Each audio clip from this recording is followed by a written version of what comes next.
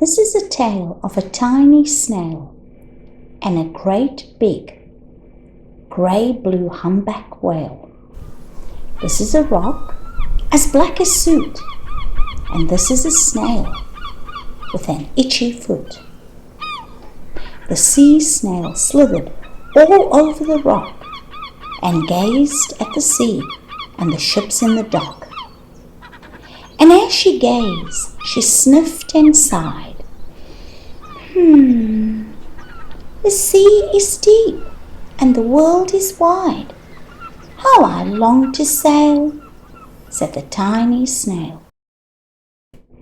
These are the other snails in the flock, who all stuck tight to the smooth black rock, and said to the snail with the itchy foot, "Be quiet, don't wriggle, sit still, stay put."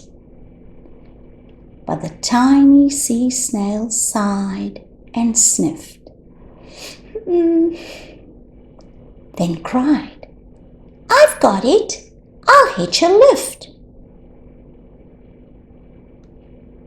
This is the trail of the tiny snail, a silvery trail that looped and curled and said, "Lift wanted around the world." This is the whale who came one night when the tide was high and the stars were bright. A humpback whale, immensely long, who sang to the snail a wonderful song of shimmering ice and coral caves and shooting stars and enormous waves. And this is the tale of the humpback whale. He held it out of the starlit sea and said to the snail, "Come sail with me." This is the sea, so wild and free, that carried the whale and the snail on his tail to towering icebergs and far-off lands, with fiery mountains and golden sands. These are the waves that arched and crashed, that foamed and frolicked and sprayed and splashed the tiny snail on the tail of the whale. These are the caves beneath the waves, where stripy fish with feathery fins and sharks with hideous toothy grins swam round the whale and the snail on his tail.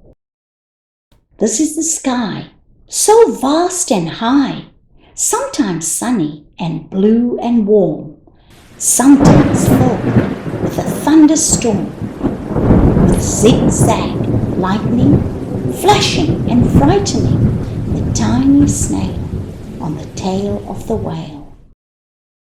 As she gazed at the sky, the sea, the land, the waves and the caves and the golden sand, she gazed and gazed, amazed by it all. And she said to the whale, "I feel so small." But then came the day the whale lost his way. These are the speedboats running a race, zipping and zooming all over the place, upsetting the whale with their ear-splitting roar, making him swim too close to the shore. This is the tide slipping away, and this is the whale lying beach in a bay. "Quick, off the sand, back to sea," cried the snail. "I can't move on land, I'm too big," moaned the whale. The snail fell helpless and terribly small. Then, "I've got it," she cried, and started to crawl. "I must not fail," said the tiny snail. This is the bell on the school in the bay ringing the children in from their play. This is the teacher holding a chalk, telling the class, "Sit straight, don't talk." This is the board, as black as soot. And this is the snail with the itchy foot.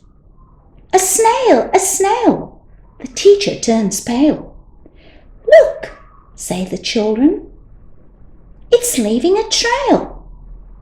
This is the trail of the tiny snail, a silvery trail saying, "Save the whale." These are the children running from school, fetching the fireman, digging a pool, squirting and spraying to keep the whale cool. This is the tide coming into the bay, and these are the villagers shouting, "Hooray! Hooray!" as the whale and the snail travel safely away. Back to the dock and the flock on the rock, who said, "How time's flown, and haven't you grown?" And then the whale and the snail told their wonderful tale of shimmering ice and coral caves, and shooting stars and enormous waves, and of how the snail, so small and frail, with her looping, curling, silvery trail, saved the life of the humpback whale. Then the humpback whale held out his tail, and on crawled snail after snail after snail. And they sang to the sea as they all set sail on the tail of the grey-blue humpback whale.